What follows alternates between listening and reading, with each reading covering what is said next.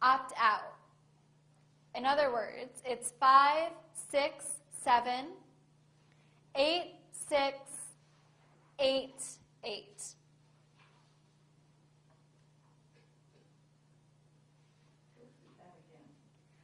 888 567 8688. You can also go to optoutprescreen.com. Optout P-R-E, screen, SCREEN.com. So that prevents the credit bureaus from sharing your information with any company that you haven't given permission to. So if you don't have an account with Chase credit card, Chase credit card is not going to look at your report, like what they see, and send you an offer. You would have to be the one to put in an application. The teller is the person behind that front desk, usually behind glass, who's the one helping you with transactions. You can make a withdrawal, a deposit, so you can take the money out, you can put more money in, you could get a money order, things like that with the teller. The loan officer is the person who you give the documentation to if you want to get some sort of loan. And so when you want or need a loan, a personal loan, a small business loan, a car loan, you would go in, ask that person questions. You ask that person what are the requirements you would need to get a loan, and what kind of documents would you need to give them for that verification. And finally, you'd have a bank manager, a branch manager, who kind of troubleshoots. They answer more high-level questions. You'd go to them if there was a problem with one of the other personnel, or if a teller or a loan officer had a question that they couldn't answer themselves. So the branch manager is really the top person who you could go to for any question to be directed to where you need to go. So we've covered a lot of information. It might be the foundation of finances, but a good foundation nonetheless. So we talked about why one would open an account, at which kinds of financial institutions, be it a bank, a local bank, a credit union, or a thrift. We talked about opening accounts, the verification you need, such as a social security number or an ITIN, how to choose an account, what withdrawals are, what deposits are. We went through some additional bank services, and then those friendly people that we meet at the bank when we go. So, number one, we have some evaluations in pink for you to fill out, if you would. And as you do that, I'm more than happy to take some more questions that people have.